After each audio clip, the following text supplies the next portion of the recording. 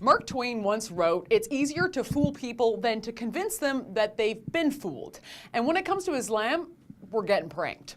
So this Christmas season, online retail giant Amazon was running this ad. It portrays a Muslim imam and a Christian priest meeting for a cup of tea and exchanging holiday gifts. It's a utopian vision of what could be. Oh, if only Islamophobia and I don't know, the whole host of isms just didn't exist.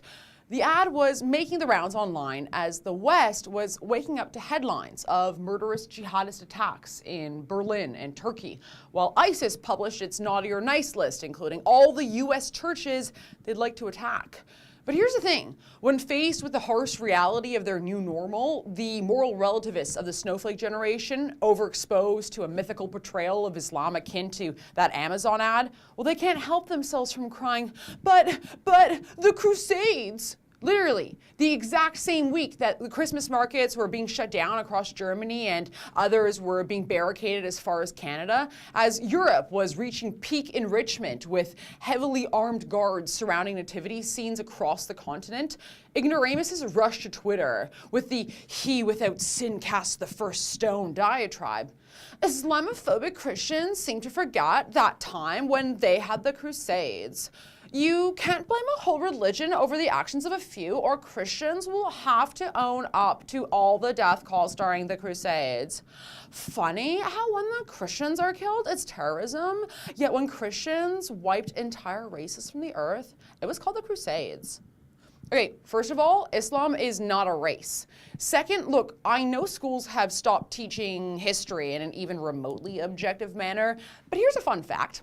The Crusades happened because of Islam, because Islam is not a religion of peace. The first crusade began in 1095, but it wasn't because Christians were looking to pick a fight with their neighbors and baptize the whole face of the planet.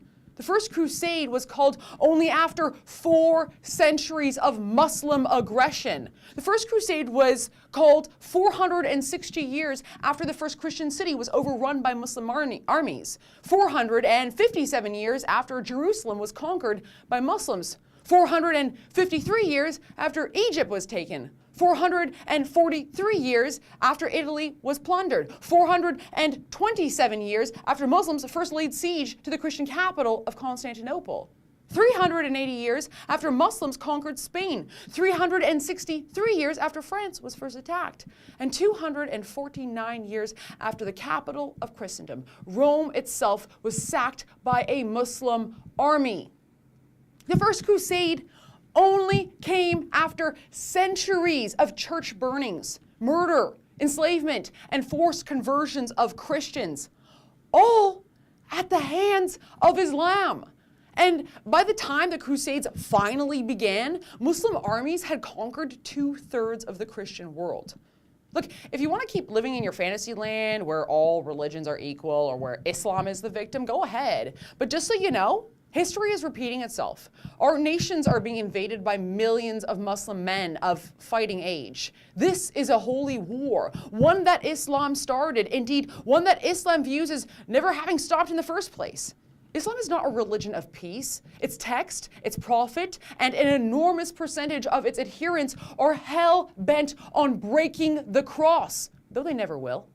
There are 109 verses in the Quran that call Muslims to war with non-believers for the sake of Islamic rule. Some are quite graphic, with commands to chop off the heads and fingers and kill infidels. Their holy book also says that Muslims who do not join the fight are, quote, hypocrites, and are warned that Allah will send those people to hell if they don't join the slaughter. ISIS is losing ground and grip in Mosul, Raqqa, and now Aleppo, and so they're waging war elsewhere. They're waging war in our own backyard. And on certain fronts, well, they're winning. Territories within Berlin, Germany, France, and Britain have become Muslim no-go zones where Sharia law rules the land. And you don't need to look much further than, say the entire of North Africa and the Middle East, save Israel, to understand why countries with Judeo-Christian heritage are preferable to live in than those of the Mohammedan persuasion. But hey, if you want to keep blaming the Christians for the Crusades instead of acknowledging the fact that there's a group of murderous Muslims who wish to turn your country into their caliphate, be my guest. For the Rebel.Media, I'm Faith Goldie. Like what you just saw, click below and subscribe to our YouTube channel where you can see all my videos for therebel.media.